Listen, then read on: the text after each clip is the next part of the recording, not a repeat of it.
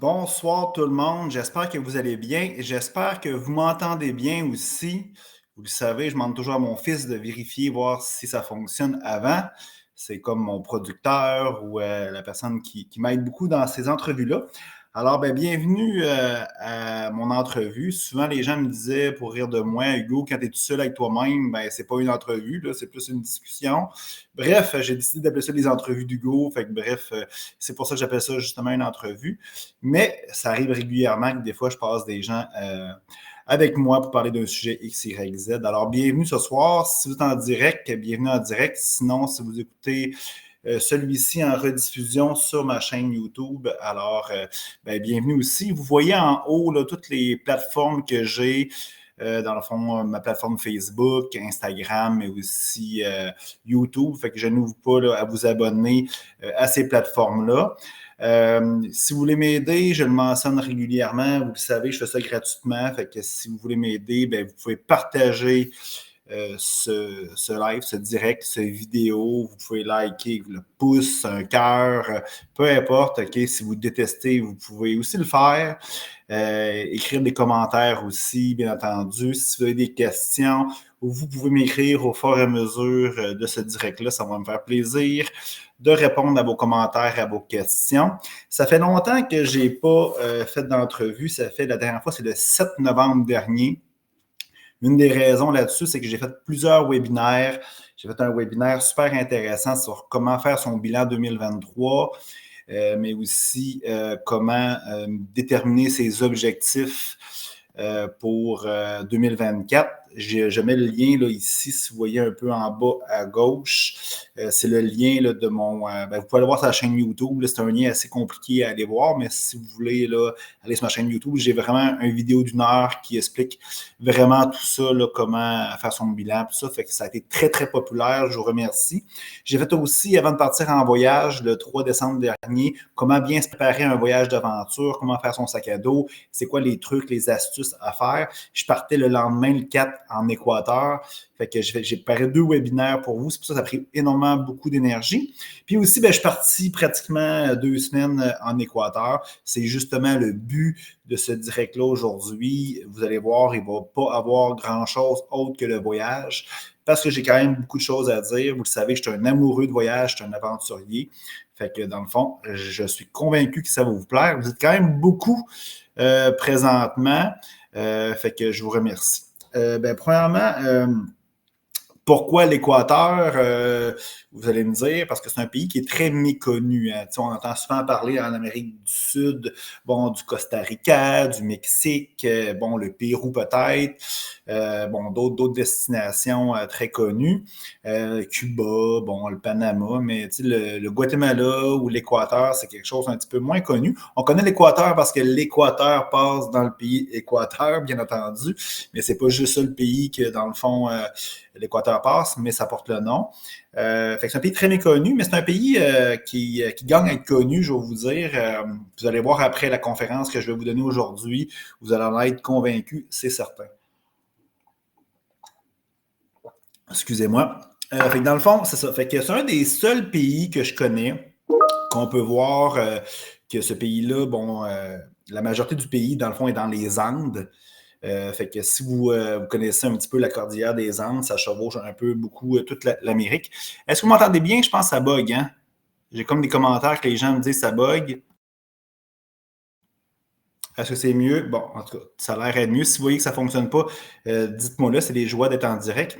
Fait que c'est un des seuls pays où, que, dans le fond, la cordillère des Andes passe, OK? Mais aussi l'Amazonie.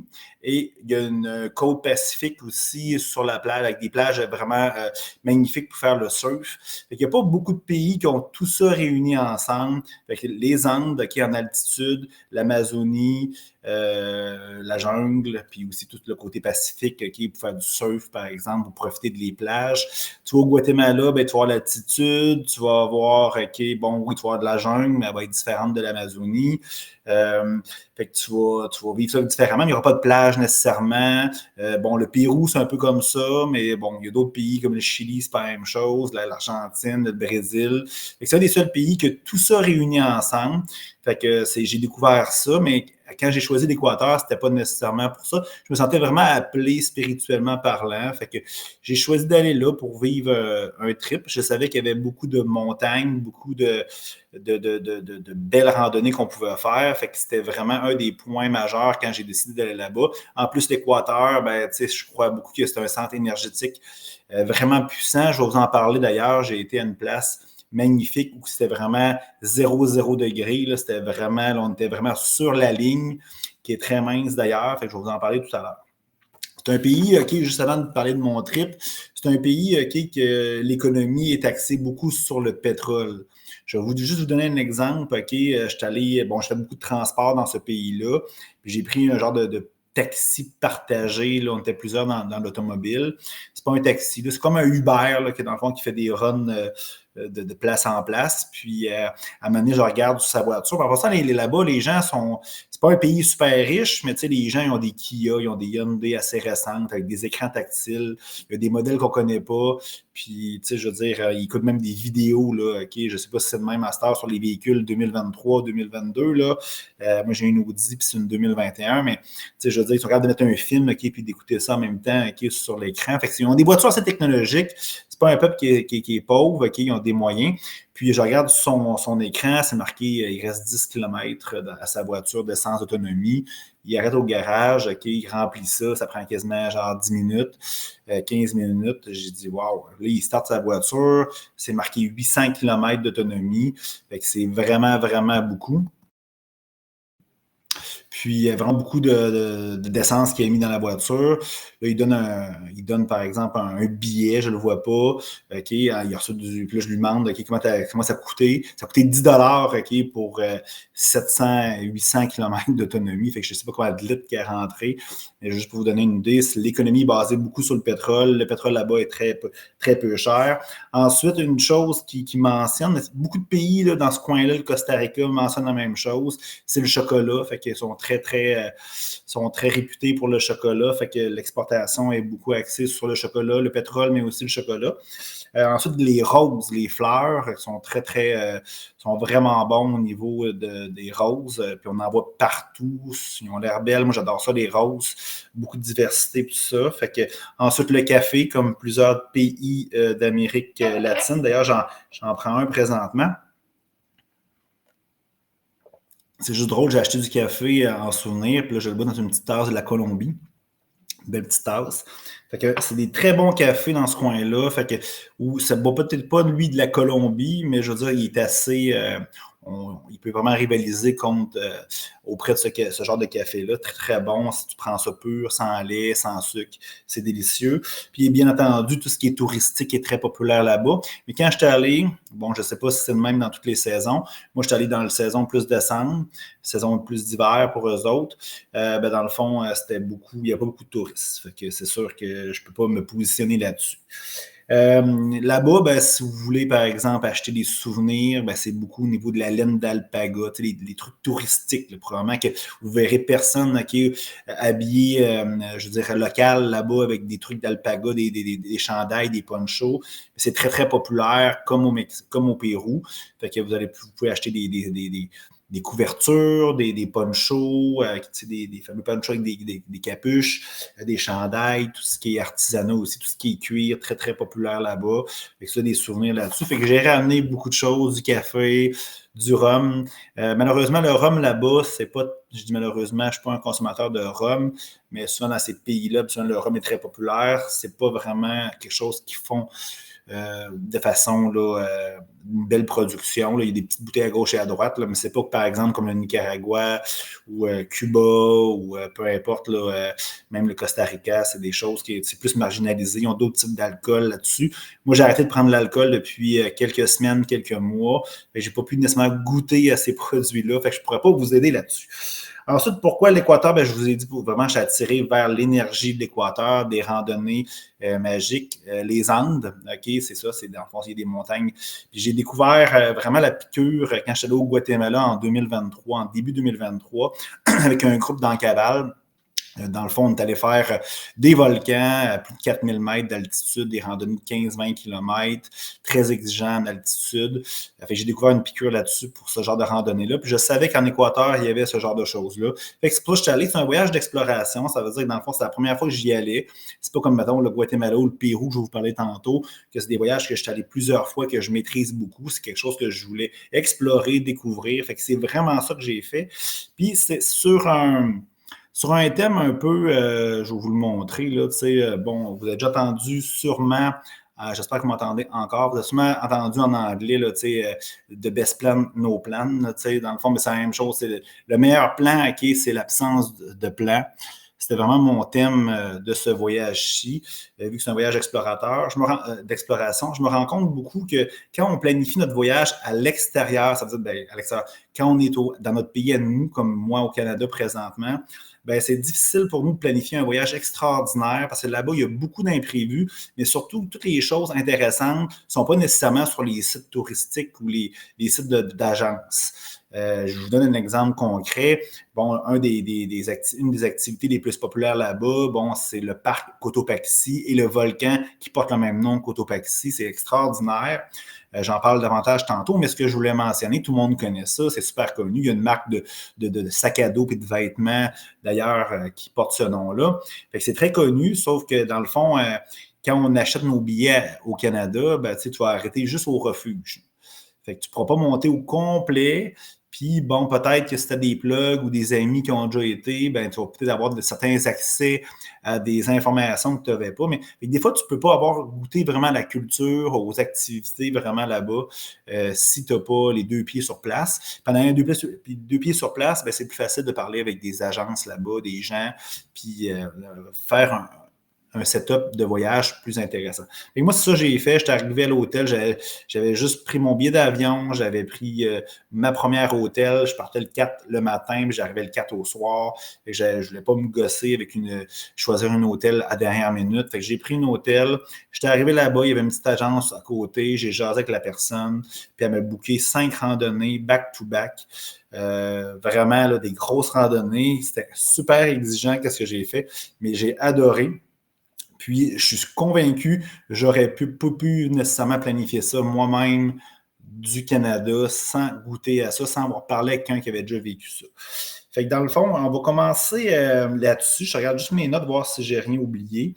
Fait que, mon objectif de ce voyage-là, oui, comme je vous ai dit, c'était faire des randonnées inoubliables, mais c'était aussi me ressourcer. Ça faisait longtemps que je n'avais pas fait de voyage seul. Vous le savez, j'organise des groupes. Je suis allé plusieurs fois avec ma conjointe aussi, avec mes enfants. Mais seul, ça fait depuis 2021 que je pense, je ne me suis pas permis. Je suis allé dans des voyages où c'était moi qui n'étais pas la personne qui planifiait le voyage. Fait que j'étais comme le client. Ça, j'ai fait ça. Mais j'étais avec des groupes. J'ai peut-être pris quelques journées au début ou à la fin là, pour être seul. Mais vraiment, quelques jours seul, ça fait un méchant bout. Fait que c'était super intéressant pour me ressourcer. Puis aussi, je voulais faire mon bilan 2023-2024. Vous le savez, j'ai fait le webinaire là-dessus. Je pense que je l'ai montré tantôt. Je vais vous le remontrer. Fait que dans le fond, si vous pouvez taper le lien qu'il y a là, c'est un peu dur, allez voir sur ma chaîne YouTube, comme je vous dis tantôt. Et je voulais faire ce fameux bilan-là. Moi, rien de mieux que quitter notre environnement, notre quotidien, pour pouvoir faire ce genre de bilan-là puis mettre nos objectifs. Fait que c'était justement de mes objectifs de ce voyage-là. J'ai un petit PowerPoint que je vais vous mettre à l'écran, que vous allez pouvoir voir un petit peu mes photos de voyage en même temps. Si vous voyez que ça ne fonctionne pas, écrivez-moi en commentaire, je vais pouvoir regarder ça. Fait que la première journée, comme je vous ai mentionné, je suis parti de Montréal. Moi, je pars toujours de Montréal. Les vols de Québec, il y a toujours des escales depuis le COVID. Fait que je suis parti de Montréal. Il y avait une tempête de neige le 4, le 3 et le 4. Là, dans le fond, ça continue le 4. Mon vol était à 7 heures le matin. Fait qu'il fallait que je sois très tôt à l'aéroport. Fait que j'ai eu un matin et un début de voyage assez un peu chaotique, excusez-moi l'expression, parce que j'étais dans la tempête de neige. J'étais arrivé à temps, bien entendu. Il n'y a eu aucun pépin de ce côté-là, mais j'étais un petit peu stressé. Fait que dans le fond, le 4, ça a été le transport. J'étais arrivé, j'étais allé me coucher, j'étais vidé, brûlé. Le 5, j'étais allé rencontrer immédiatement l'agence de voyage, que dans le fond, cette personne-là est rendue vraiment une amie, c'est une madame. Puis, fait que la première journée, qu'est-ce que j'ai fait? C'est que j'ai décidé de faire le tour de la ville de Quito. Quito qui se trouve être la capitale de l'Équateur. Fait qu'on est allé visiter le vieux Quito, qui se trouve, oui, la capitale, mais aussi une vieille ville coloniale espagnole. Fait que un peu comme on voit ailleurs, comme Cusco, comme Antigua au Guatemala, Cusco qui est au Pérou. Une ville coloniale, mais tu vois, on voit que dans le fond, il y a eu moins de richesse espagnole, moins de culture, il y a moins d'ornements dans tous les bâtiments, les églises. C'est sûr que le Pérou, Cusco, il y a eu tellement d'art au niveau des Incas, il y a eu beaucoup d'investissements, je crois, des Espagnols à l'époque. Là, on voit que c'est un petit peu différent. C'est intéressant, c'est beau, mais il y a moins d'ornements, je trouve qu'il y a moins de détails. Mais c'est une très, très, très belle ville typique espagnole. Le vieux Quito, ben, c'est comme une ville, c'est comme plusieurs autres villes là, quand on sort des quartiers historiques là, au niveau de certaines villes typiquement coloniales espagnoles. Après ça, ben, rapidement, on est allé visiter des églises. C'est un classique là-bas, hein, vous le savez. Fait des belles églises. Je me suis rendu compte que ces églises-là à Quito, en Équateur, il y avait beaucoup moins j'appelle ça des Jésus avec du sang. Là. Souvent, tu vois, au Mexique, les églises espagnoles, il y a beaucoup de sang, il y a beaucoup, ils veulent rendre les gens coupables, les gens, Jésus est mort pour sauver le péché de l'homme, blablabla. On voit beaucoup de sang, des choses comme ça. Là-bas, c'est très neutre, on voit pratiquement pas de crucifix. Beaucoup de Sainte Vierge, beaucoup de Jésus quand il était petit. Fait que je trouve ça intéressant à voir la différence un peu, puis ça fait du bien parce que moi, j'aime pas ce genre de truc-là quand il y a du sang ou des trucs comme ça. Fait que, après ça, on est allé, vous allez voir la photo, là, c'est marqué latitude 0000. Ben, c'est un musée, fait que tu peux aller vraiment visiter où la ligne passe directement. Comme vous voyez, la ligne rouge, ben, ça ressemble à ça, OK? L'Équateur. On sent une différence à gauche et à droite. J'en parle dans quelques secondes. Fait que vous voyez un peu ma montre aussi, là, on voit un petit peu moins bien avec l'éclairage, mais c'est vraiment marqué 00. C'est pas 00 pile, parce que une montre, c'est pas précis à 100%. Ça m'a pris un GPS peut-être un petit peu plus performant. Mais c'est quand même très, très précis. Puis juste pour revenir sur le niveau de l'Équateur, on a fait plusieurs activités vraiment, vraiment, vraiment passionnantes. Je vous donner une idée, c'est qu'elle mettait une bassine d'eau en plein milieu sur la ligne. Il y avait un bouchon, enlever le bouchon, l'eau tombait en ligne droite. Pas de tour de tire-bouchon, pas de rien, pas de gauche, pas de droite. Ça tombait vraiment en ligne droite. Elle a fait plusieurs fois. Elle met, par exemple, la bassine à gauche, puis à gauche, là, c'est quelques pieds à gauche. Elle fait la même chose. L'eau tourne avec un tourbillon à droite. Elle fait plusieurs fois, ça tourne toujours à droite. Elle prend la même bassine, elle met de l'autre côté. Elle fait la même chose, puis là, elle tourne à gauche. Fait que c'est vraiment la rotation de la Terre. Vous le savez, théoriquement, la Terre est ronde. Fait que la rotation de la Terre, ben, qu'est-ce que ça fait d'une position à l'autre? Ben, dans le fond, la force fait tourner l'eau d'une façon différente. Fait que c'est extraordinaire de voir ça. Il y a vraiment quelque chose qui se passe. Elle nous a fait des exercices aussi en nous poussant. On était sur la ligne, elle nous poussait. Quand elle nous pousse, il y a une résistance qui se fait. C'est vraiment particulier. Puis si par exemple on est d'un bord et elle nous pousse, ben, on voit vraiment que on a plus tendance à être de pencher d'un côté, de l'autre côté, la même chose. Puis on le voit plus loin peut-être. Là, dans le fond, on prenait un œuf. Quand on était sur la ligne, ben, dans le fond, c'était facile de mettre l'œuf debout sur une table, sans qu'il tombe de gauche à droite. Puis si on faisait ça de l'autre côté de la ligne, peu importe, l'œuf tombait tout le temps. Mais sur la ligne, les objets, un œuf qui est comme ovale, qui est difficile de le mettre debout, restait debout facilement. Fait que c'est particulier comme expérience. Fait qu'il y a vraiment quelque chose qui se passe. Puis tu le sens physiquement qu'il se passe quelque chose d'extraordinaire en toi aussi. Fait qu'on continue, mais vous voyez, la deuxième journée, j'ai fait une slide avec les deux. La deuxième journée, on est allé, la troisième journée, je vais l'appeler comme ça, puis c'est la première, c'est du transport. On est allé faire le téléphérico. Dans le fond, c'est un téléphérique pour monter un volcan. Dans le fond, c'est à côté de Quito, c'est à quelques kilomètres de Quito. Vous allez voir, c'est ce volcan-là. J'ai de la misère à le prononcer. Là, c'est le Riku Pinchincha. C'est directement à côté de Quito. On le voit directement partout là, dans la ville. Fait que c'est quasiment un 4700 mètres. Vous voyez ma montre, c'est marqué 4600. Sur la pancarte, 4700. En tout cas, il a peut-être fallu que je calibre ma montre nécessairement. Vous voyez sur ma montre, là, on a fait une ascension de 1500 mètres. Fait que dans le fond, on n'était pas à zéro, bien entendu. Fait qu'on a monté le téléphérique à environ 1000 mètres. Puis après ça, on a continué. On était déjà quand même à 2000 quelques mètres à Quito. C'est une ville qui est quand même en altitude. C'est une des villes les plus hautes que j'ai été personnellement, là, qui a une infrastructure, puis qui est comme Cusco qui est à 2300 mètres. Fait que dans le fond, Antigua, je pense que c'est 2000 mètres aussi. Fait que c'est une des places les plus hautes. Fait que tu le sens à l'altitude, même quand tu es assis, quand tu dors, des choses comme ça. Fait que bref, je suis monté là-dessus. Fait que dès la deuxième journée, la troisième journée, fait que ça a été quand même assez raide. Fait que c'est un 15 km total. Mais je peux vous dire que j'ai comme démarré ma montre là, à une place que j'aurais peut-être pas dû. Là, c'était assez facile. Là, mais la vraie randonnée, c'est 12,5, 13 km. Ça se fait en 3-4 heures. C'est assez raide. Déjà, pour commencer, je peux vous dire que ça a été quelque chose de vraiment exceptionnel à faire. Il y avait de la brume, c'est dangereux. On marche souvent sur des crêtes. Il fallait avoir un casque à des moments aussi. Fait que c'est une belle randonnée. C'est quelque chose. J'avais de la brume, puis on ne voyait pas. Il y avait des nuages. Je ne voyais pas nécessairement Quito, mais normalement, ou à certains moments de l'année, c'est plus facile de voir la ville en bas. Fait que c'est extraordinaire. Je poursuis en prenant une gorgée d'eau.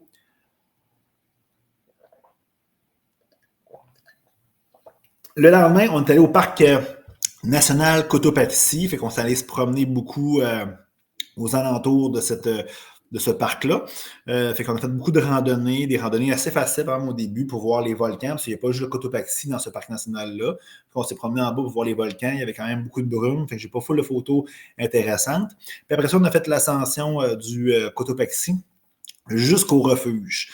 Fait que dans le fond, c'est une randonnée d'environ 1h30 pour monter, une demi-heure pour descendre.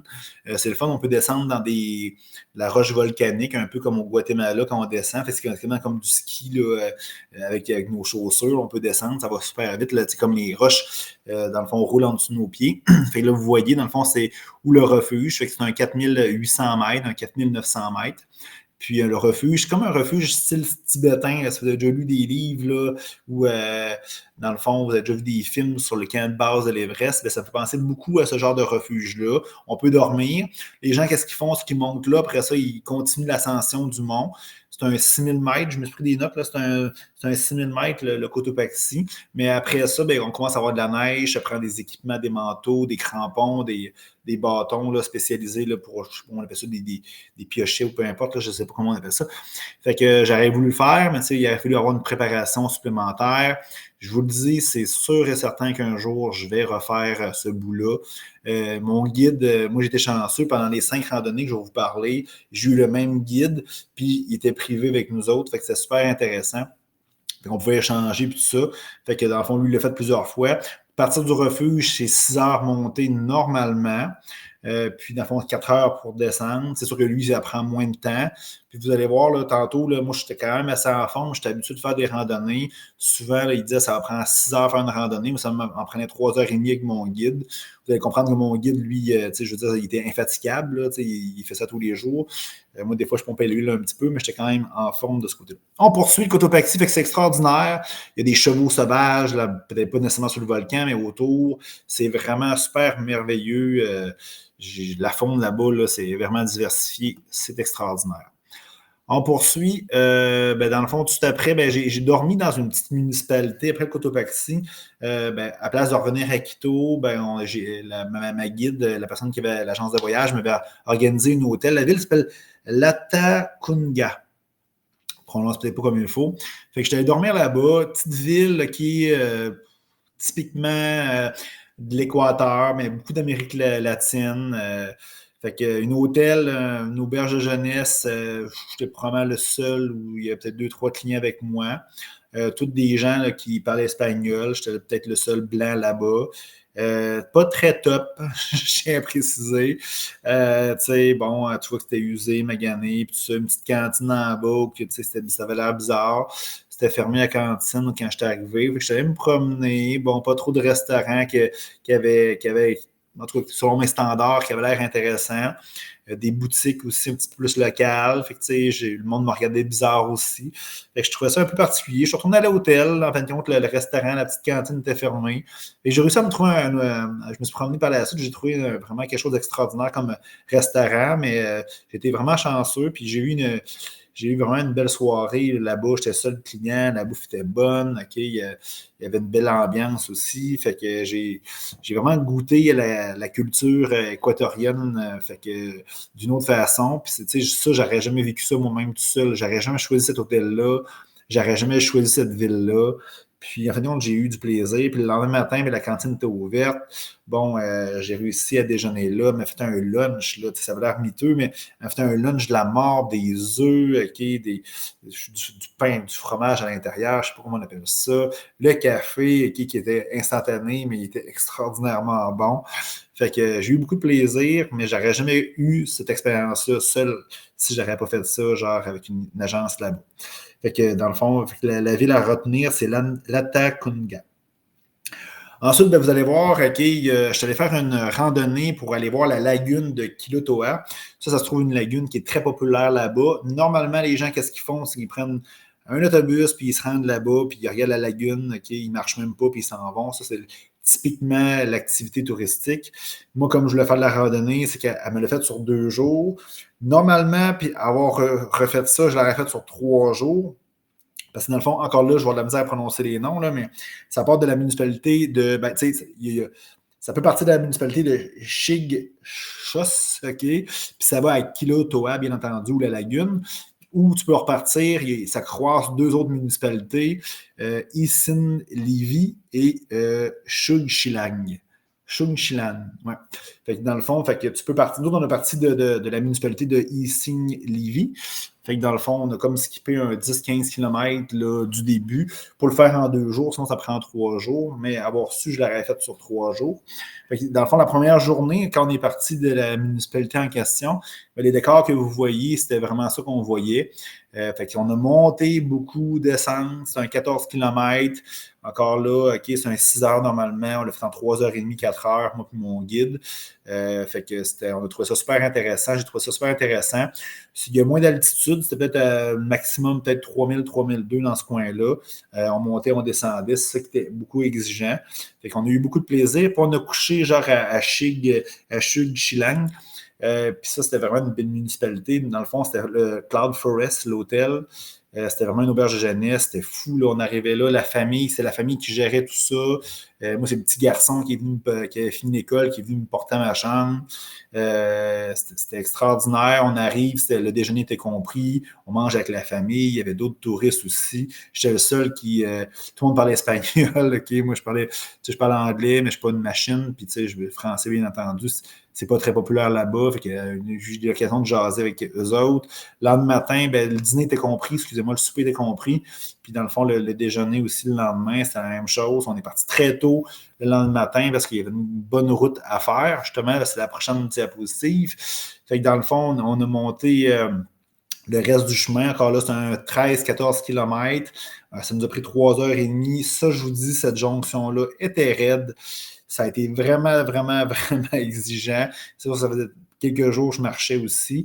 Fait que, mais c'était extraordinaire, la randonnée pour se rendre là. Puis quand on arrive, à un moment donné, on marche, OK, puis on arrive, OK, la première photo que vous voyez, on arrive là, on ne sait rien, il y a des arbres, on passe, OK, puis on arrive, puis on voit ça. Wow, c'est merveilleux. C'est venteux un petit peu en haut, c'est froid. Mais vraiment, tu sens l'énergie. La lagune, qu'est-ce qu'on doit comprendre? C'est que le trou que vous voyez, ça, c'est le cratère du volcan Kilotoa. On est à 3800 mètres quand on est sur le dessus. Fait que le cratère, ben, il a été rempli d'eau. C'est un volcan qui est encore actif, mais dans le fond, il est dormant présentement. Puis, dans le fond, la municipalité, ben, c'est Kilotoa qui porte le même nom. Mais tu vois que ça a été basé sur le tourisme, là, un peu comme à Aguascalientes au Pérou. Là, il y a le Machu Picchu à côté, puis dans le fond, c'est une ville de touristes. Fait que, mais les autres municipalités, c'était des municipalités plus locales. C'est ça qui était intéressant de dormir là-bas.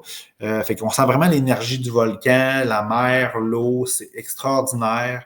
Mon guide a été formidable. On le voit aussi sur la photo, 5-6 jours avec lui. Fait que je peux vous dire que c'était une randonnée là, mémorable, malgré qu'on n'était pas nécessairement en haut de 4000 mètres, là, mais je vous dire, on descendait, on montait. Puis je peux vous dire, j'ai écrit un blog là-dessus. Je pense que j'ai mis... vous pouvez aller voir l'adresse de mon blog. Vous le voyez, il est écrit là, hugoencaval.ca/blog. puis l'option est en haut de toute façon. Mais qu'est-ce que je voulais dire, c'est que en marchant sur ce chemin-là, la deuxième journée, mon guide était plus en avant. Puis après 4-5 jours, on a fait un peu le tour de nos discussions. Puis j'ai croisé un monsieur qui était sur la route. Puis j'ai eu l'occasion de parler avec ce monsieur-là, qui est une personne qui est un local de l'Équateur. Puis j'ai eu des belles discussions avec lui sur la réincarnation, la vie après la mort, Dieu, tout ça. Fait que dans le fond, j'ai écrit un blog là-dessus. Je ne vais pas tout le mentionner là, nécessairement. Là, j'aurais des heures à vous raconter. Mais j'ai écrit un blog. Il est disponible présentement. Puis vous allez voir, je vais le faire circuler dans mes réseaux sociaux cette semaine. Je voulais faire mon entrevue aujourd'hui avant. Fait que j'ai eu une belle discussion. C'était vraiment un point mémorable de l'Équateur, cette rencontre-là avec ce monsieur-là. Fait que je vous invite à regarder mon blog. Vous allez voir, vous allez trouver ça super intéressant. On poursuit. Après ça, dans le fond, on s'est rendu à Bagnos. Tout le monde va dire, ouais, mais c'est comme des toilettes, ça, ce terme-là. Effectivement, c'est la même chose. C'est juste que dans le fond, les autres là-bas, c'est des cuves. Fait que dans le fond, des toilettes, c'est des cuves. Fait que c'est une belle municipalité.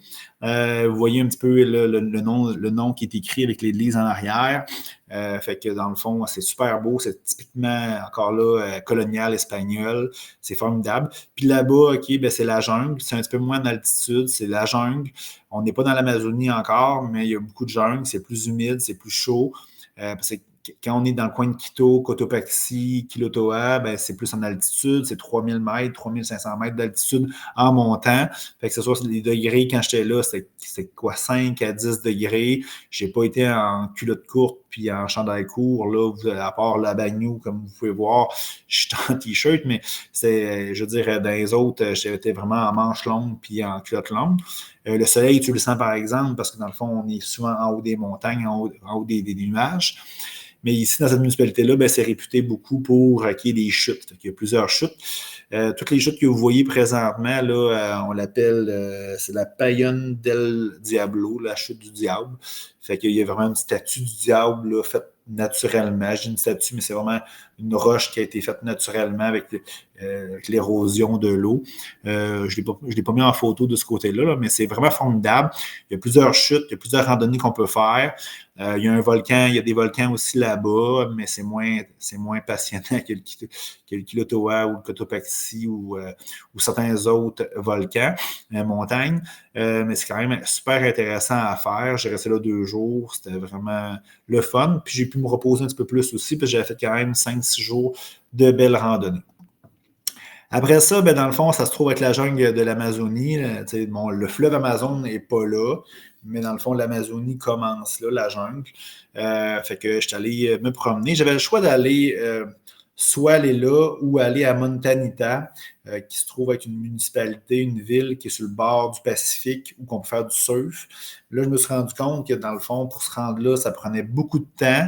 Il fallait que je retourne à Quito. Là, j'étais plus dans le sud. Il fallait que je retourne à Quito, prendre un avion, le déplacement aussi. Fait que ça me prenait quasiment une journée pour me rendre là, puis une journée pour me revenir, pour prendre l'avion pour aller à Montréal. Fait que ça ne vaut pas la peine de perdre quasiment ça pour juste aller voir la mer pour une journée. Fait que j'ai décidé, vu que c'était plus proche, d'aller dans l'Amazonie. Fait que ça, j'ai fait. Fait que je me suis loué un hôtel là-bas, très tranquille, pas beaucoup de touristes.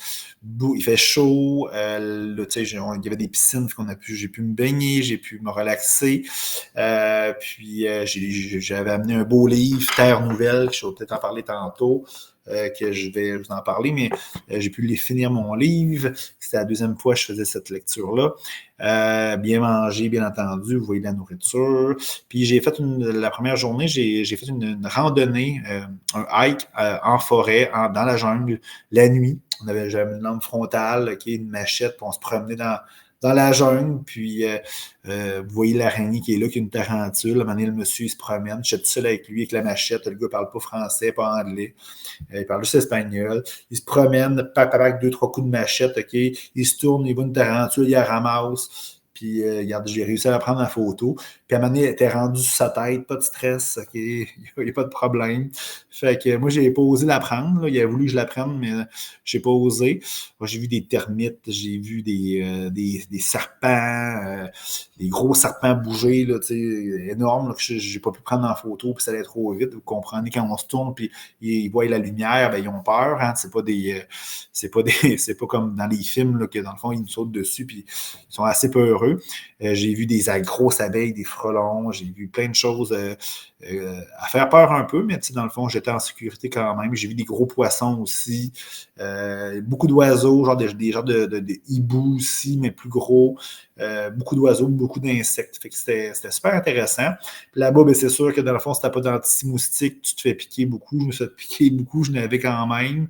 Fait que c'est vraiment extraordinaire. Il y a un fleuve qui est un affluent de l'Amazon, justement, qui a beaucoup de courant, beaucoup de flux d'eau.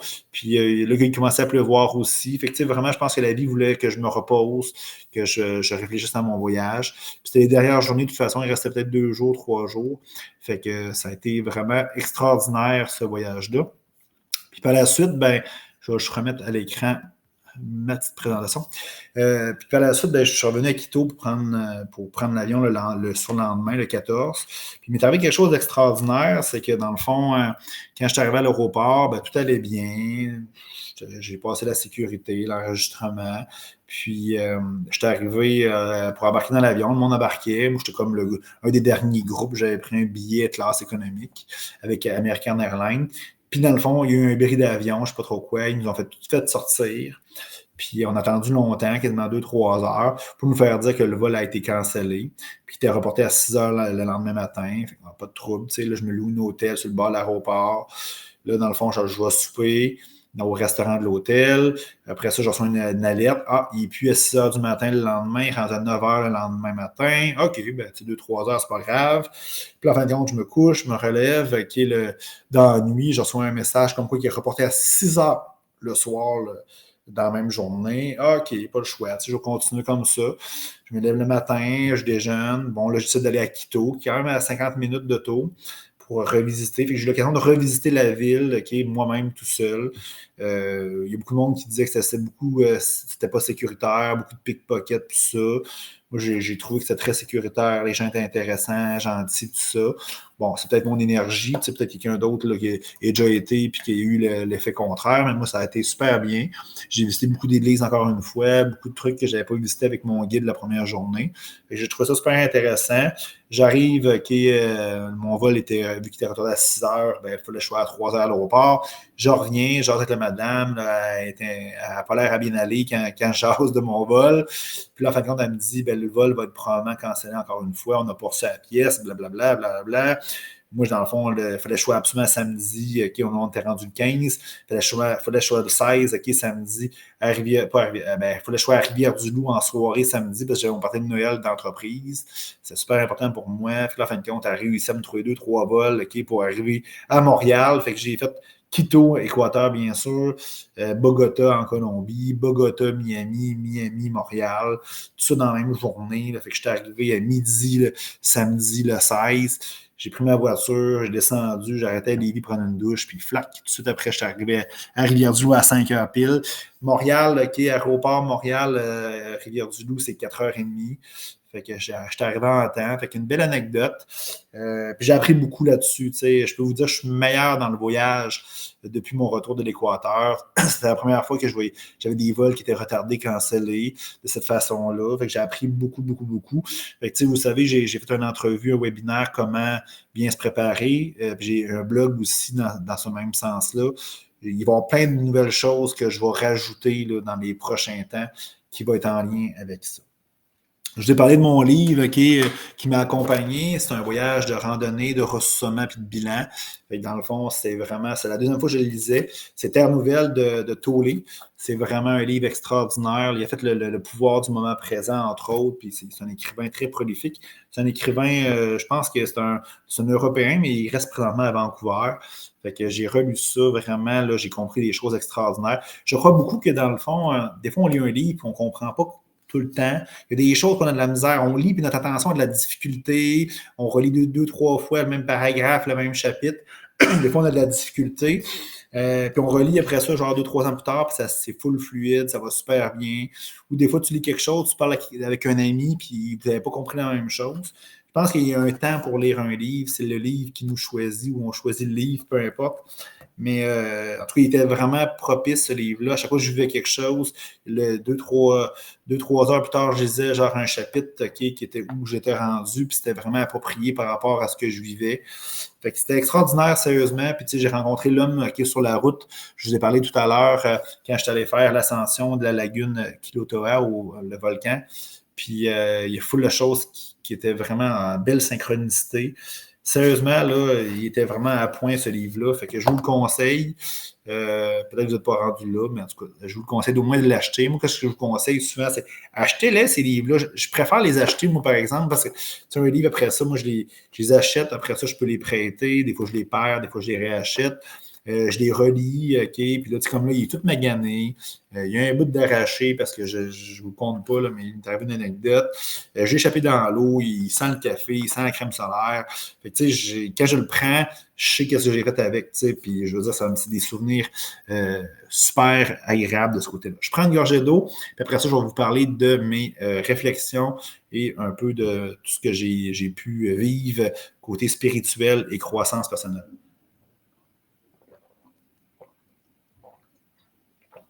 Vous êtes vraiment beaucoup nombreux aujourd'hui à soir. Puis je suis convaincu que vous êtes beaucoup nombreux à l'écouter en rediffusion. Je regarde un peu les statistiques, là. C'est vraiment. Je pense que le voyage vous intéresse beaucoup. Fait que moi aussi d'ailleurs. Fait que ça paraît peut-être aussi quand j'en parle. Bon, j'ai fait mon bilan annuel de l'année dans ce voyage-ci. Puis j'ai commencé dès dans l'avion au départ. Puis j'avais de la difficulté. J'avais de la difficulté, je ne sais pas pourquoi. Tu sais, des fois, quand je me rends compte quand je fais quelque chose, peu importe c'est quoi, là, tu sais, j'écris un texte au travail ou je sais pas, je fais quelque chose, OK, ou personnellement, puis je vois que c'est difficile, je perds mon attention, ou ben, je me rends compte que c'était peut-être pas le temps de le faire. Puis fait que j'ai arrêté de le faire dans l'avion. Puis je me suis rendu compte qu'à la fin, quand j'étais rendu en Amazonie, j'étais prêt vraiment à le faire. Puis je me suis rendu compte, tu sais, moi, pour résumer comment je fais ça, c'est qu'il y a 7 sphères de vie qui partent de l'amour, des finances, le loisir, le travail. Puis il y en a 7 comme ça. Puis moi, ce que je conseille aux gens, c'est de mettre une note de 0 à 4.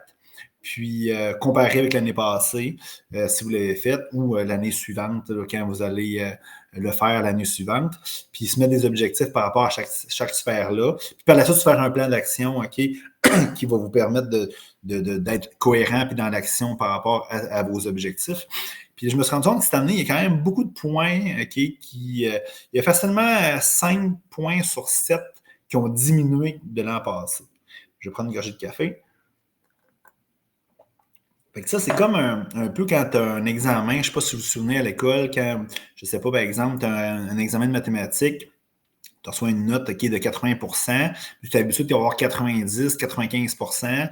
Mais là, ça vient nous chercher. Ça vient nous chercher dans l'ego, mais aussi, c'est moins intéressant de savoir qu'on a moins performé dans cette année-ci.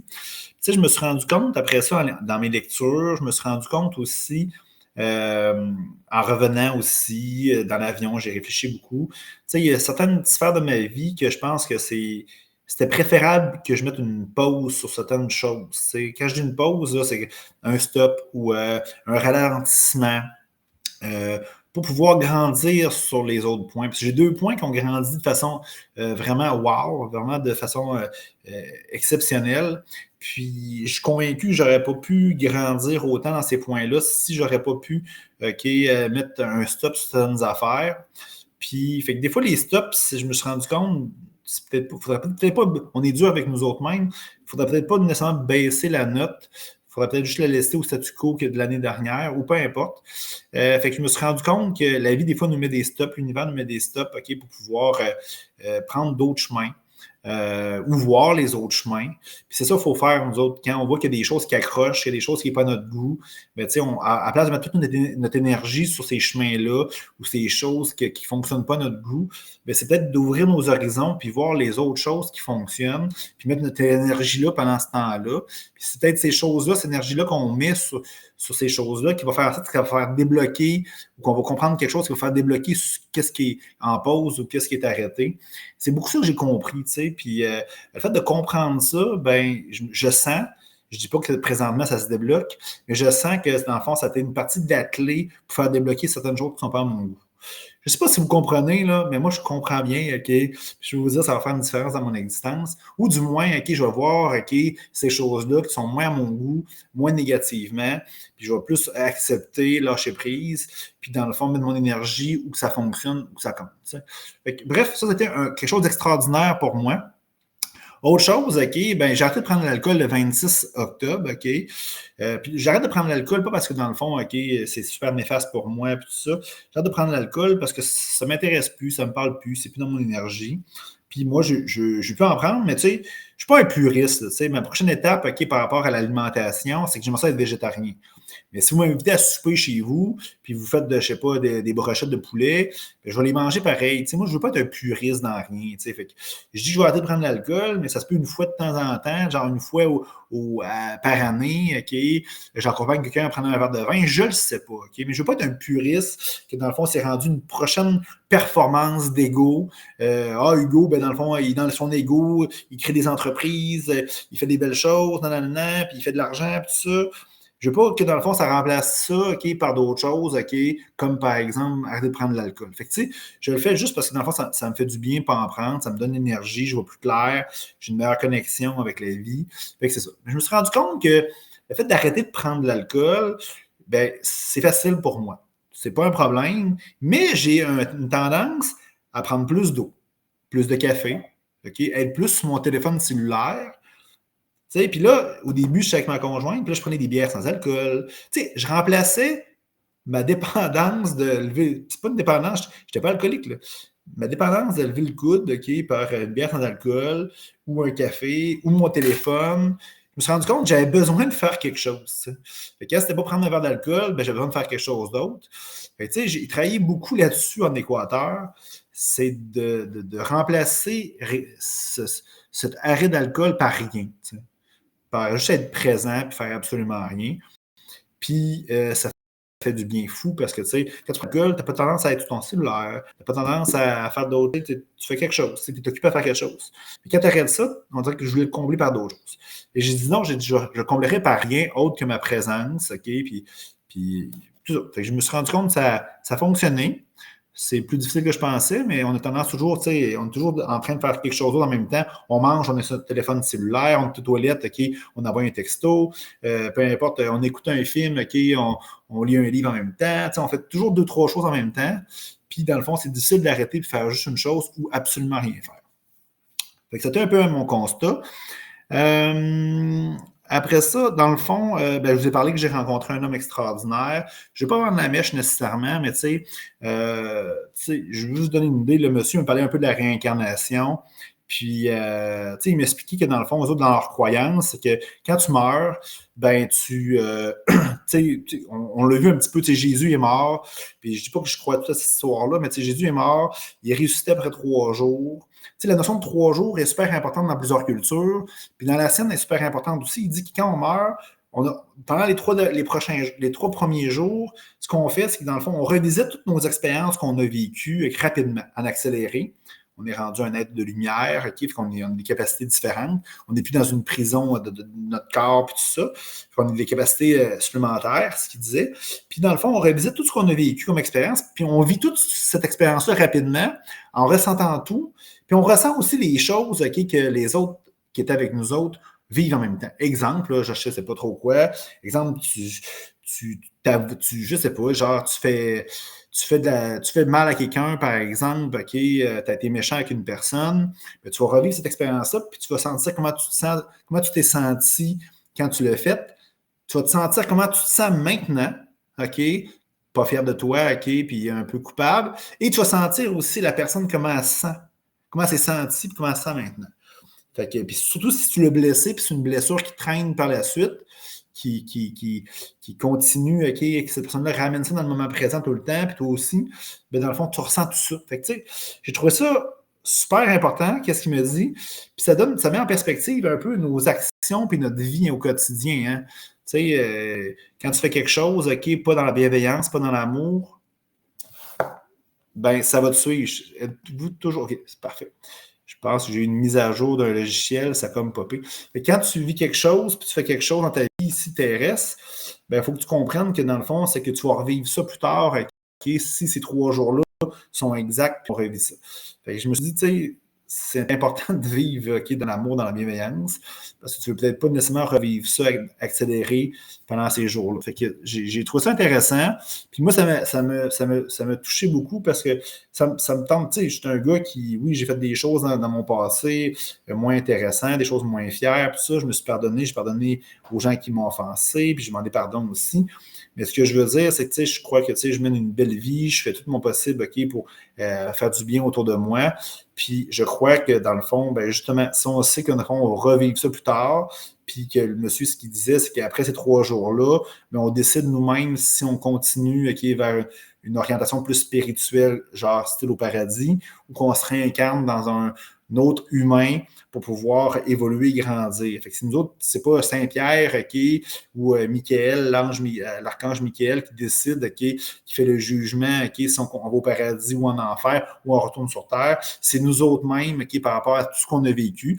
Malheureusement, dans le fond, des fois, on a dit, OK, on n'a pas réussi à atteindre ce qu'on voulait atteindre. Fait qu'on, nous autres, nous-mêmes, on veut se réincarner on est peut-être perfectionniste. Fait que c'est ça, fait que c'est vraiment ça. Fait que, tu sais, je pense que le but, si tout ça est vrai, ben, c'est pas nécessairement de revenir sur Terre, à part si on a encore à grandir, mais c'est justement, c'est d'évoluer dans une autre sphère plus grande. Fait que bref, ça m'a beaucoup touché. Fait que à cette heure, peut-être je vais avoir des actions ou des décisions différentes dans mon existence en lien avec ça. Autre chose aussi qui m'a beaucoup, que j'ai beaucoup réfléchi, je mentionne souvent que nos pensées, nos émotions, tu sais, créent notre réalité. Si tu as des pensées négatives, tu vas attirer des situations ou des personnes négatives dans ta vie. Si tu as des pensées d'amour, ben, tu vas attirer de l'amour, de l'abondance dans ton existence. Fait que tout part de nous, puis après ça, dans le fond, on matérialise tout ce qui est à l'extérieur de nous avec ces pensées-là, avec ces émotions-là. Ça, je vous le dis beaucoup, je crois à ça énormément beaucoup, puis plusieurs personnes vont le dire, des livres. D'ailleurs, Toly dit la même chose okay, dans mon livre Nouvelle Terre.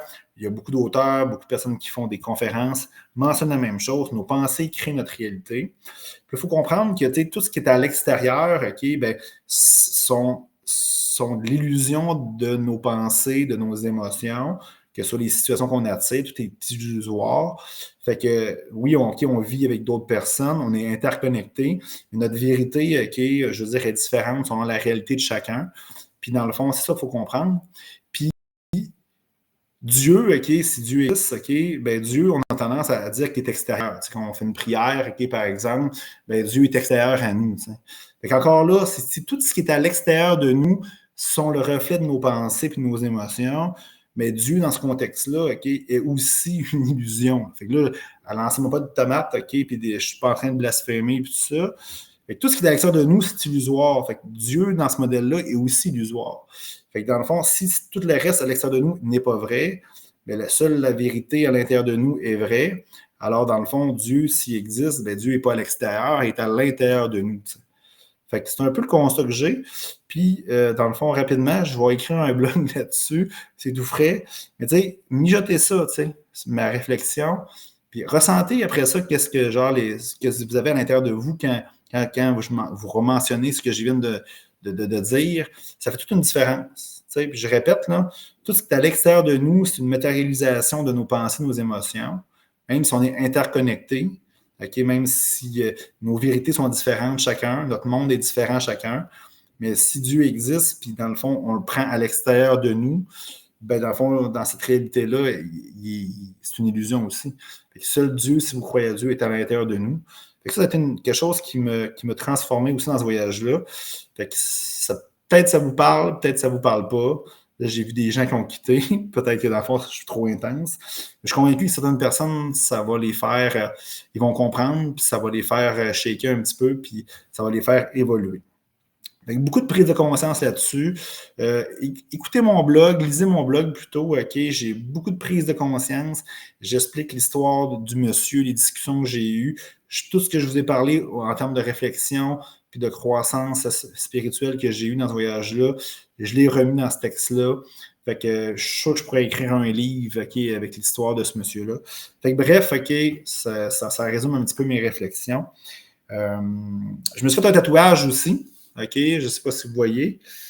J'en ai quand même quelques-uns, un tatouage. Là. Je ne sais pas, secret, là, j'ai la misère, là, c'est pas un miroir. J'ai les chiffres 52 ici, j'ai comme le masculin sacré, j'ai le féminin sacré en autre triangle, j'ai aussi le chiffre 22 en chiffre romain. Puis là, je me suis fait un Merkaba. Je pourrais en parler davantage lors d'une prochaine rencontre, une prochaine entrevue. Fait que moi, j'aime ça avoir un tatouage comme souvenir. Je suis un petit peu moins de ce temps-ci. On achète beaucoup de cochonneries. Hein? On achète des souvenirs. Okay? J'ai acheté 1 million de ponchos. Mais je suis moins dans le matériel depuis quelques temps. Puis quand j'ai un souvenir, j'aime ça avoir un tatou. Peu importe s'il est gros ou il est petit. Puis quand je le vois, je pense à mon voyage, comme par exemple ici, c'est au Panama, à Istanbul. C'est au Panama aussi, fait qu'en Colombie. Fait que c'est ça. Fait que, j'aime ça, ça me fait un beau souvenir. Fait que j'ai essayé de faire un Merkaba parce que, dans le fond, j'adore ce symbole-là. C'est une combinaison, c'est la géométrie sacrée, c'est une combinaison de plusieurs triangles. Fait que j'en parlerai lors de ma prochaine entrevue si ça vous intéresse. Je vous ai parlé que, dans le fond, je voulais absolument uniquement parler de l'Équateur. Fait que c'est ça. Fait que je me suis fait un beau tatouage, un beau souvenir. Je me suis fait un deuxième tatouage aussi. Je ne vous en parle pas maintenant. Il est dans mon cou en arrière. On en reparlera. C'est beaucoup plus personnel. Fait que si vous me voyez, vous me poserez la question en vrai. Je n'aurai pas le choix de répondre. Mes prochains voyages maintenant. Parce que là, il y a beaucoup de monde qui m'ont parlé, qui voulaient voyager avec moi. En Équateur, ça n'a pas été tout le temps facile pour amener des gens avec moi, vu que c'est un voyage d'exploration. Je vous le dis, là, mes prochains, vous devez booker très rapidement. Je ne peux plus garantir les prix. Là, présentement, les prix que je vais vous parler, je peux les respecter, mais c'est sûr qu'après les fêtes, il va y avoir une augmentation. C'est sûr et certain. Le premier, ça se trouve au Guatemala. Ça se trouve être du 9 au 18 février. Hey, c'est pratiquement dans un mois et demi, même pas. Fait que au Guatemala, comme je vous ai parlé, ça ressemble beaucoup qui est un peu en Équateur. Il y a des volcans, des belles randonnées, de l'altitude, la culture maya, vous voyez en haut. Moi, personnellement, je suis allé en 2022, en 2023, début 2023. Ça a été mon coup de cœur 2023. Fait que c'est un voyage extraordinaire, un beau 10 jours. C'est 1650. Permettez-vous ça, ça vaut la peine. Le prochain, après ça, le 23 mars au 2 avril, c'est au Pérou. Je suis allé avec ma conjointe cet été. Je le maîtrise vraiment beaucoup. Machu Picchu, lac Titicaca, montagne des 7 couleurs, Cusco. Vraiment, le Pérou, c'est un voyage d'une vie. Ça, là, tu mets ça dans ta bucket list. Puis, dans le fond, tu les réalises une fois dans ta vie. C'est un voyage d'une vie. Vous avez la chance d'avoir un guide qui est moi, qui va vous accompagner là-dedans. Fait que permettez-vous ça. C'est 1950 le Pérou, c'est un petit peu plus cher, mais dans le fond, c'est plus loin, ça prend plus de temps. Il y a beaucoup plus d'activités à faire aussi en termes de culture inca. Le Guatemala, c'est culture maya. Le Pérou, c'est culture inca. Fait que deux cultures qui ont marqué leur âge. Fait que permettez-vous ça. Puis souvent, le monde me dit ah, ben, j'ai pas le temps. Le monde me dit j'ai pas d'argent. J'ai fait une conférence là-dessus, puis j'ai fait un blog. Comment ça vous coûte de ne pas le faire? Vous dites-vous ça. Quand on part en voyage, on part d'une façon tout le temps, puis on revient toujours d'une autre façon. Je suis convaincu qu'en m'entendant parler, dans mes réflexions, si vous me suivez, depuis que je suis revenu de l'Équateur, il y a eu une différence. Je suis convaincu. Une différence positive. Fait que c'est ça. Fait qu'on part d'une façon en voyage, puis on revient toujours d'une autre façon, puis c'est toujours mieux, puis c'est toujours magnifique. Fait que comment ça vous coûte de rester à la croisée des chemins comme vous êtes présentement? Comment ça vous coûte d'être pas heureux? Comment ça vous coûte de ne pas vous aimer, de ne pas avoir vos objectifs, de ne pas réaliser vos objectifs, d'être pas en ligne avec votre chemin de vie? Comment ça vous coûte? Seul vous qui peut le dire. Fait que, acheter un voyage, ton 1650 $ avec moi, plus le billet d'avion, tout ça, ton 3000 $. Comment ça peut faire une différence? Moi, je vous le dis, 3000 $, OK, Ça va changer votre existence. Puis, tu sais, moi, je vais vous donner un exemple. Là. Récemment, je cherchais un nouveau coach d'affaires, un nouveau coach de vie. Puis, tu sais, moi, je voulais un monsieur Miyagi comme dans Karate Kid comme coach de vie. Là. Tu sais, je voulais avoir quelque chose de vraiment spirituel, vraiment là, sortir de ma zone de confort. Puis, j'ai rencontré quelqu'un comme ça. Puis, c'est ça. Puis là, je jasais avec la personne, puis la fitait vraiment. Puis là, elle me dit, elle, son prix, là, OK, moi, j'accompagne quelqu'un 6 mois. Ça coûte X, ça, je vais te le dire tantôt. Puis, dans le fond, OK, c'est ça. Après 6 mois, ben, si tu veux continuer, c'est un autre 6 mois. Tu sais, c'est des blocs de 6 mois. Fait que là, je dis, OK, ben, je suis intéressé. Comment ça coûte? Elle dit, c'est toi qui détermine le prix. C'est moi qui détermine le prix, OK, 2 piastres. Elle dit, comment ça coûte? Comment ça vaut 6 mois que je vais changer ton existence? Bout pour bout. Bonheur, amour, abondance, bienveillance, succès, santé, jeunesse, positif.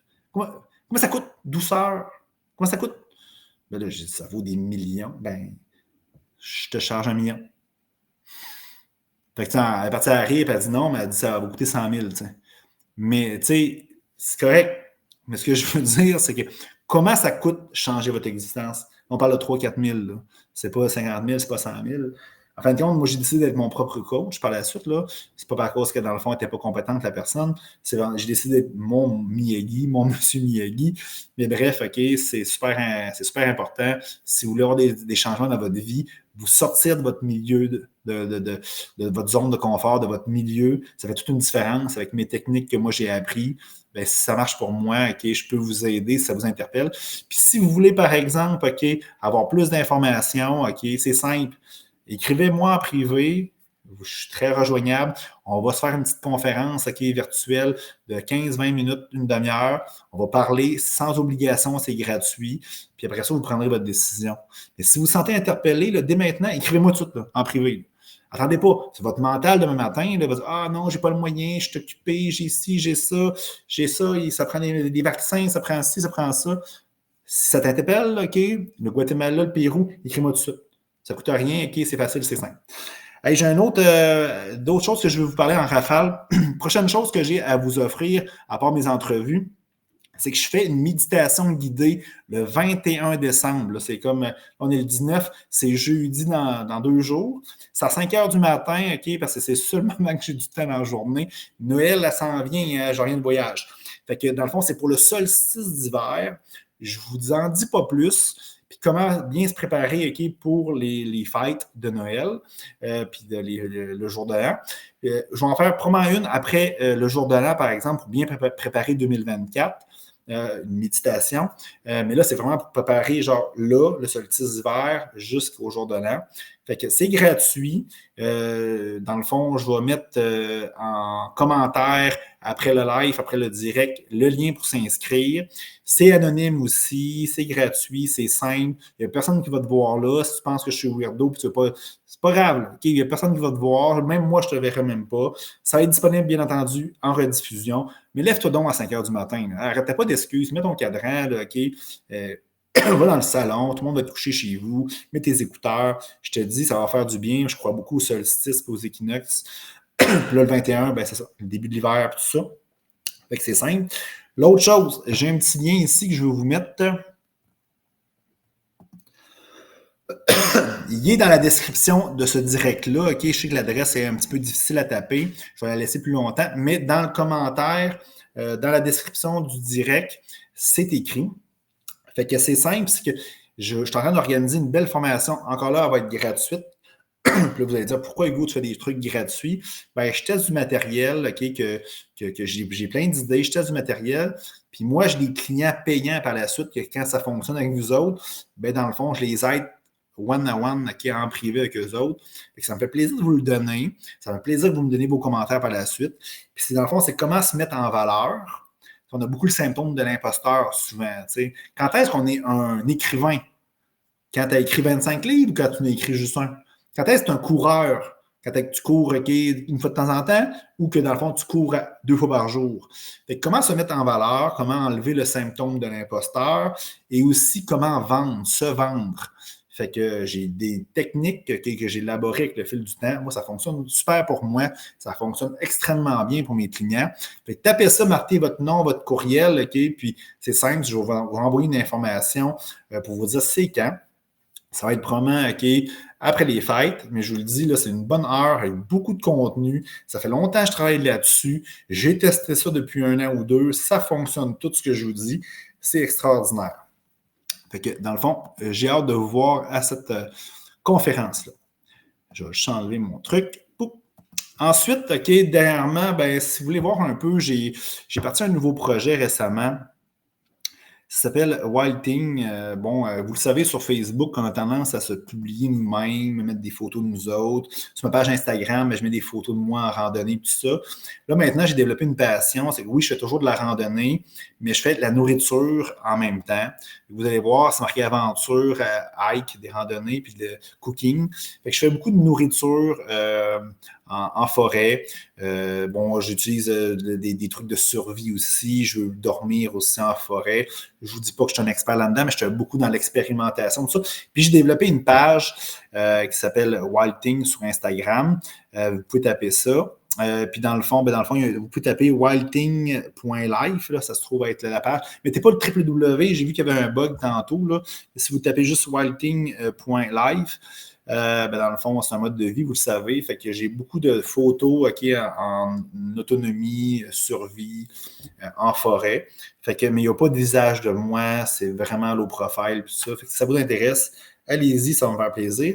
Puis je terminerai là, cette entrevue-là, puis ça fait quasiment 1 heure, plus qu'1 heure, avec mon tirage de la carte de la semaine. Je sais que les gens, il y a des gens qui veulent ils veulent me donner de l'argent pour que je leur tire des cartes à tous les jours. Fait que, bref, je vais vous en tirer une, OK, je vais vous l'interpréter. Puis après ça, je vais vous libérer parce que dans le fond, vous avez sûrement d'autres choses. Enveloppez vos cadeaux de Noël, entre autres. Fait que là, on ferme les yeux. À la maison, fermez vos yeux, s'il vous plaît. Là. OK, il n'y a personne qui vous regarde. OK, même moi, là, je ferme mes yeux. Fait que je vais brasser les cartes. On va prendre 3 bonnes grandes respirations. On inspire par le nez et on expire par la bouche.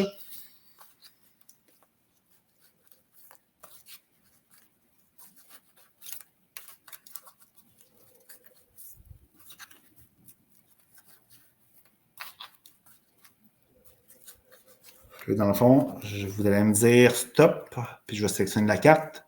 J'attends. Allez-y, là. Oh, c'est celle-là. Et dur.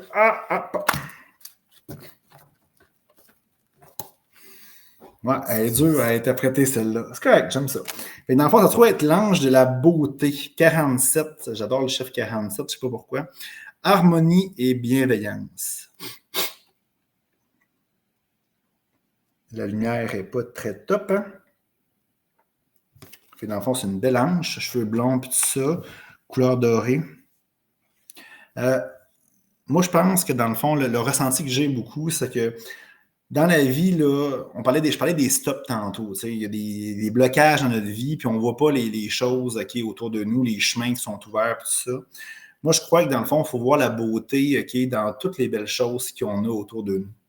On a tendance à voir qu'est-ce qui ne marche pas, qu'est-ce qu'on a perdu, qu'est-ce qu'on n'a pas, qu'est-ce que genre on veut avoir. Mais toutes les belles choses qu'on a autour de nous, on ne les voit pas. T'sais. Puis malheureusement, c'est qu'on est dans l'abondance. T'sais, on a tout un toit pour dormir, la nourriture pour manger, on a toute une voiture, vous avez un ordinateur si vous m'écoutez, Internet, un cellulaire. On a plein de choses dans notre vie, des enfants. Mais on met beaucoup d'énergie sur les choses que, dans le fond, qui ne fonctionnent pas, qu'on n'a pas, au lieu de voir toutes les belles choses autour de nous là, qui fonctionnent. T'sais. Puis, comme je vous ai dit, c'est que la clé, c'est dans le fond mettre son énergie dans ces belles choses-là qui fonctionnent, qui sont belles. Puis souvent, ces choses-là, c'est des choses simples. C'est des choses vraiment là, anodines. Tu sais, on marchait en forêt, voir un oiseau se poser, puis qui nous regarde, la petite connexion qu'on a 2-3 secondes, 2-3 minutes, c'est extraordinaire. C'est ça la beauté. Hein? On a tendance à pas le voir, on est pogné dans nos pensées, toujours à réfléchir, toujours à planifier le futur, toujours à ramener le passé dans le moment présent. Prenez le temps de voir toutes les belles choses autour de vous, là, OK? Puis vous allez voir, il y a des choses extraordinaires qui vont se passer, puis ça va débloquer justement les choses qui ne fonctionnent pas à votre goût. pour amener ça comme vous voulez, ou ça va changer carrément votre façon de penser, de voir les choses, puis ça va débloquer de nouvelles choses. Cette carte-là me fait penser quelque chose. Tu sais, dans mon voyage en Équateur aussi, puis là, j'arrête après, là. Tu sais, il y a l'attention, tu sais, le pouvoir de l'attention, de l'intention, puis du moment présent aussi, tu sais. Tu sais, je me suis rendu compte que quand il y a certaines choses qui bloquent aussi, c'est que quand je fais cette chose-là, ben c'est quoi mon intention, tu sais. Tu sais, souvent, comme par exemple, là, présentement, mon intention, c'est, je pourrais dire, c'est dans le fond, je veux avoir 25 000 personnes qui vont écouter mon vidéo. Mais si c'est mon intention, ben ça ne fonctionnera pas. Notre intention doit être toujours être heureux et être bien. Moi, je fais ça présentement, pas parce que ça me donne de l'argent, pas parce que dans le fond, j'ai 1 million de vues, c'est parce que dans le fond, ça me nourrit beaucoup faire ça. Ayez toujours, faites attention à votre intention, OK? Qu'elle soit une intention toujours de bonheur, d'amour, puis que ça vous fasse du bien. T'sais. Pensez jamais, genre, OK, à une intention pour le futur. Ah, moi, je veux avoir de l'argent, je veux ici. Faites les choses parce que dans le fond, ça vous fait plaisir de le faire, ça vous fait du bien. Vous allez voir, ça va débloquer, puis il va y avoir beaucoup de choses qui vont se réaliser dans votre existence. Puis donnez votre attention, faites attention à votre intention, mais aussi donnez votre attention 100% à ce que vous faites. T'sais. Si, comme là, par exemple, je suis en train de faire une entrevue, puis je suis en train de faire d'autres choses, je suis distrait, puis je suis en train de répondre à du monde sur mon téléphone, ou je regarde, OK, puis je suis distrait, bien, ça ne fonctionnera pas.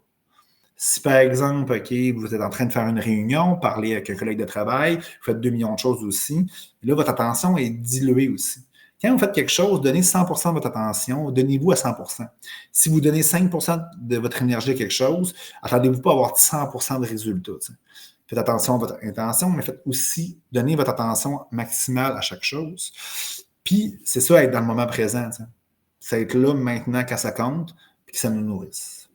Fait que sur ces sages paroles, si j'ai pas de commentaires, j'ai des gens qui ont écrit dans le chat. Quelqu'un qui a dit cool ta méditation sur le solstice. Oui, c'est écrit en petit. Fait que oui, ça est super cool. Fait que comme j'ai mentionné, si vous voulez m'aider un coup de main, si vous voulez aider la population, l'humanité, ben je veux dire, likez, partagez mon vidéo, écrivez des commentaires. Puis vous allez voir tous les liens que je vous ai parlé, je vais les mettre en commentaire par la suite. Je vous souhaite une magnifique soirée. On est à Noël, OK, à quelques jours de Noël. Fait que si on ne se reparle pas, je tiens à vous souhaiter une belle période des fêtes. Prenez le temps pour vous reposer, d'être dans le moment présent. Je sais que l'économie n'est pas nécessairement super belle. Je sais 1 million de choses. Moi, ces choses-là, je ne les veux pas dans ma vie. Prenez le temps là, de vivre le moment présent pendant ces vacances-là. Oubliez les choses autour de vous. Donnez votre attention maximale à toutes les choses que vous allez faire, tous les êtres humains que vous allez rencontrer. Puis ça va faire une belle différence. Puis on verra le reste qui est rendu en 2024. Puis je vous souhaite une belle année 2024 si on ne se revoit pas. Puis dans le fond, je vais avoir l'occasion de faire quelque chose pour vous souhaiter puis vous donner de l'énergie pour 2024 là, prochainement. Alors, suivez-moi sur les réseaux sociaux. Puis je vous souhaite une magnifique soirée. À la prochaine tout le monde. Bye bye.